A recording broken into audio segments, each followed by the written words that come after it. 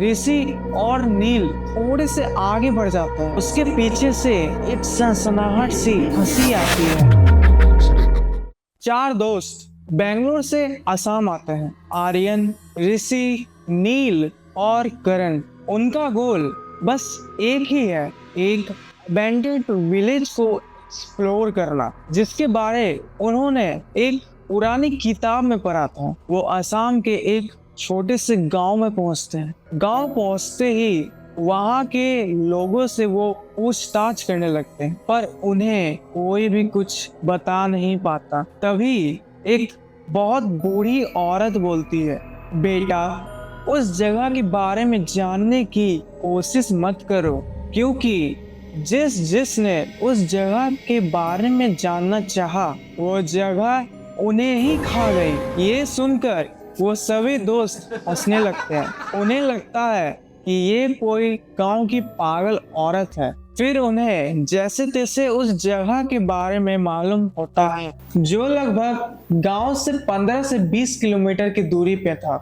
घने जंगलों के बीच, जहां जाने का कोई रास्ता नहीं। जंगली जानवर, घना जंगल, कई सारे जहरीले सांप और कीड़े मकोड़े, और ना जाने ऐसे कई खतरे जो वहां पे थे। पर फिर भी शाम होते होते वो चारों दोस्त उस जगह पे पहुंच जाते हैं। उस जगह को पहली बार देखते ही सबके होश उड़ जाते हैं। पूरा गांव बिल्कुल ही खाली पड़ा था। सब घर के दरवाजे खुले हुए थे। बर्तन, सामान सब यूं ही पड़ा हुआ था, मानो सभी एक पल में ही गायब हो गए। ये गांव देखने से लगभग 200 से 300 साल पुराना था।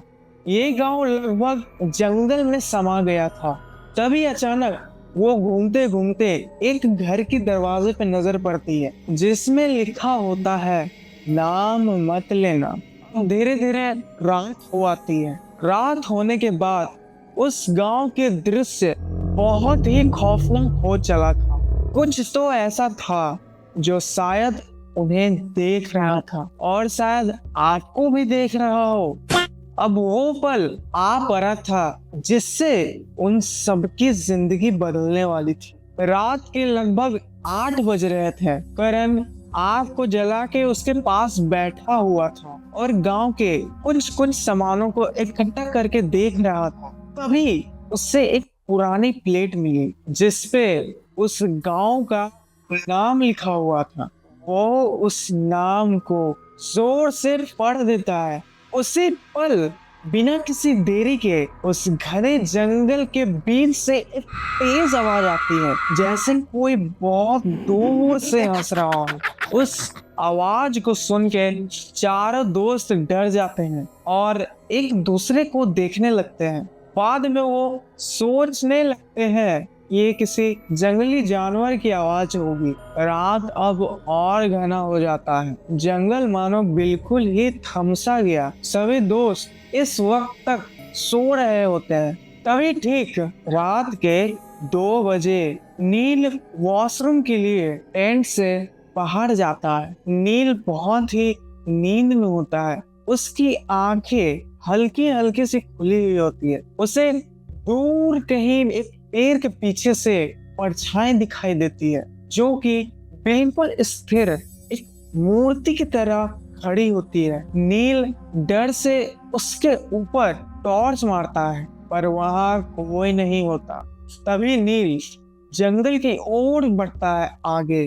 थोड़ी देर बाद नील वापस से टेंट में पहुंचता है तो देखता है करण गायब हो चुका था। करण वही लड़का था जिसने उस गांव का नाम लिया था। टेंट फटा हुआ था, कोई खून नहीं, कोई सबूत नहीं, बस मिट्टी पर कुछ उबड़ा हुआ सा था, मानो किसी ने कुछ लिखा हो। नील ने नींद में ही उसे देखकर पढ़ने की कोशिश की, तो जो लिखा था उसे देखकर नील डर से कांपने लग जाता है। जमीन पे लिखा था, नाम सुन लिया। तभी नील आर्यन और ऋषि को उठाता है। अब इस जगह पे आर्यन और ऋषि बहुत ही ज्यादा डर जाते हैं, क्योंकि ये ऐसी जगह पर थे जिस जगह फोन का नेटवर्क नहीं था। घना जंगल, और कोई इंसान नहीं। तीनों उस गांव के हर घर में जा के देखने लग जाते हैं कि उन्हें करण कहीं तो मिल जाए। ढूंढते ढूंढते वो तीनों एक मंदिर के पास पहुंच जाते हैं। वो मंदिर बड़ी बड़ी लताओं से उलझी हुई थी, ऐसा मानो प्रकृति खुद उन्हें संदेश दे रही है, इसके अंदर मत जाना। पर वो तीनों करण को ढूंढने की चाहत में मंदिर के अंदर चले जाते हैं। मंदिर के अंदर बहुत ही घना अंधेरा होता है और बहुत ही गंदी बदबू आ रही होती है, मानो जैसे सड़ा हुआ मांस इनके पास रखा हो। पर उस मंदिर के अंदर धूल के सिवा और कुछ नहीं था।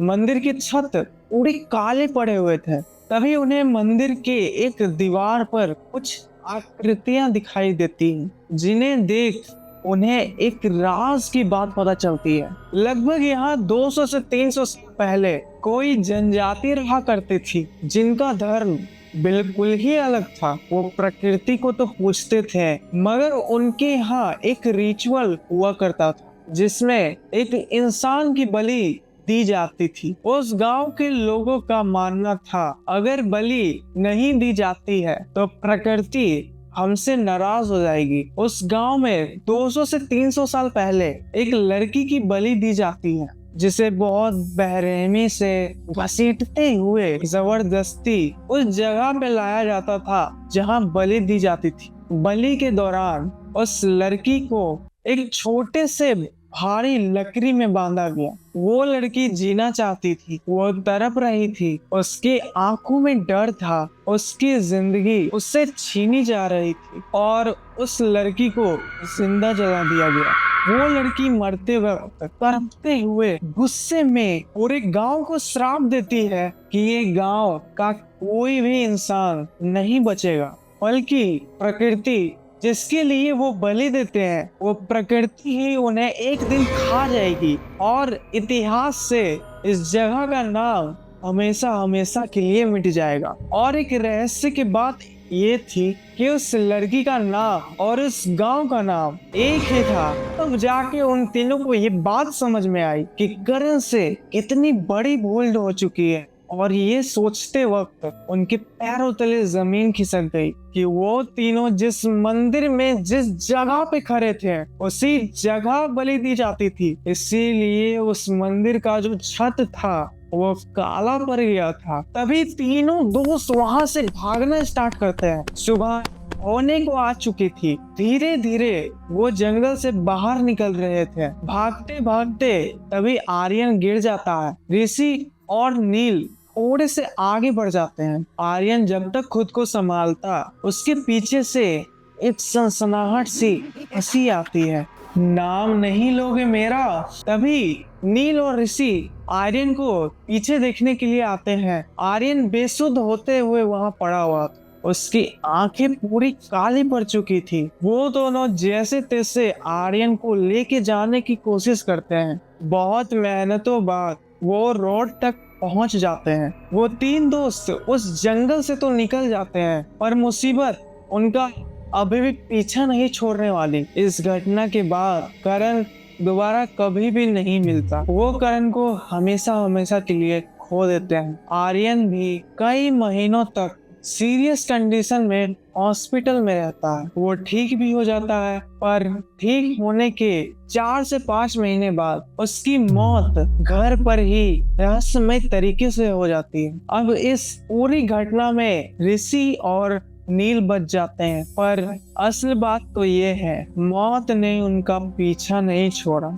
उन्हें हर रात वो डर सताता है। इसीलिए कहते हैं दोस्तों, हर वो चीज जो नहीं दिखता, हो सकता है वो आपके साथ हो, आपके आसपास हो। ऐसी और भी नए नए क्रेजी कहानियों को सुनने के लिए मेरे चैनल को फॉलो करें और सब्सक्राइब करें, क्योंकि मैं आपके लिए ऐसी कहानियों को लेके आऊं जो आपने शायद ही कहीं सुनी होगी। आज के लिए इतना ही दोस्तों, मिलते हैं नेक्स्ट वीडियो में। तब तक के लिए बाय बाय।